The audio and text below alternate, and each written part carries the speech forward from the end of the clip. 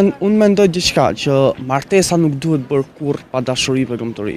Martesa nuk është thjesht një detyrë për ta kryer sepse ta kërkon shoqëria. Femrat në kulturën tonë presin që mashkullit i ndjek nga mbrapa dhe nuk e shprehin çdo gjë që kanë për brenda, janë të ndrojtura. Po si meshkuj, nëse një femër pranon menjëherë ose nëse një femër merr hapin e parë, na krijohet një diçka psikologjike që ajo femër është e lehtë, ajo femër sepse meshkujt kur dashurojnë vërtet. Ndërsa femrat thjesht nëse një mashkull është i dashuruar e lëndojnë.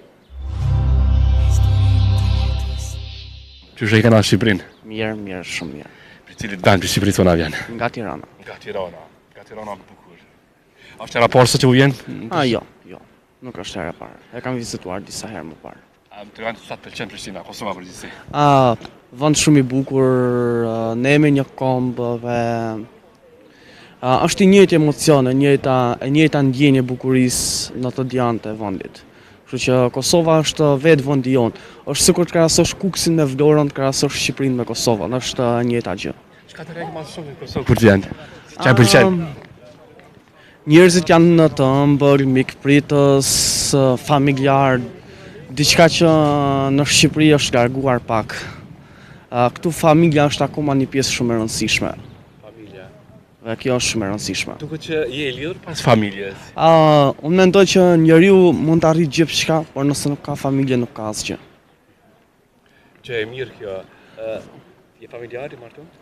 Jo, por unë familje kam prindrit, kam dhe njeriu nuk është vetëm martesa ajo që bën familjar. Familja janë gjithë njerëzit të afër. A mund të jetojë i lumtur një person nëse nuk është i martuar? I lumtur. Unë mendoj diçka që martesa nuk duhet bërë kurrë pa dashuri për lumturi. Martesa nuk është thjesht një detyrë për ta kryer sepse ta kërkon shoqëria. Martesa është diçka që duhet ta bësh sepse ti e ndjen vërtet që të bën më të lumtur. A mund të ketë miqësi mes një mashkulli dhe një femre, domethënë gjatë një raporti si shok shoqërisht? Unë mendoj që po. Miqësi mund të ketë për marrëvënie pune, miqësi mund të ketë në shumë dimensione. Pastaj se sa e afërt mund të jetë, marrëvëniet ndryshojnë. Sigurisht që një miqësi më e ngushtë është ndërmjet gjinisë së njëjtë. Jo, mashkull femër mund të ketë miqësi, por jo në nivele ndërmjet dy meshkujve ose dy femrave. A mund të pas mes një mashkull dhe një femre ndjenja në raport shoqëror? Që kemi shumë raste. Sigurisht, një pjesë e mirë e këtyre, sigurisht që lindin ndjenja, edhe pa dashur vetë diçka krijohet brenda kur kalon kohë me dikë tjetër. A ke pasur një rast që ti e ke konsideruar si shoqë, mirë po ki pasin? Jo, të them të drejtën, jo, sepse fatmirësisht shoqet e mia të martuara ose këshuve kur nuk i kam parë me atë sy. Nuk e ke trajtuar? Jo, por që unë njoh shumë veta që shoqet e mia janë shprehur që do kishim pasur diçka ose me ty nëse do ishim në një status tjetër. A mund të keq përdoret shoqëria mes një femre dhe një mashkulli për të pas diçka më shumë? Sigurisht, nga të djanet mund të keq përdoret, por meshkujt janë ata që janë predispozuar më shumë ta shfrytëzojnë këtë situatë. Ç'po thon meshkujt? Sepse meshkujt e lindin më shpejt ndjenja brenda tyre për këtë gjë. Ndoshta femrat nuk e shprehin ndjenjen që ka. Jo, femrat në kulturën tonë presin që mashkullit i ndjek nga mbrapa dhe nuk e shprehin çdo gjë që kanë për brenda, janë të ndrojtura.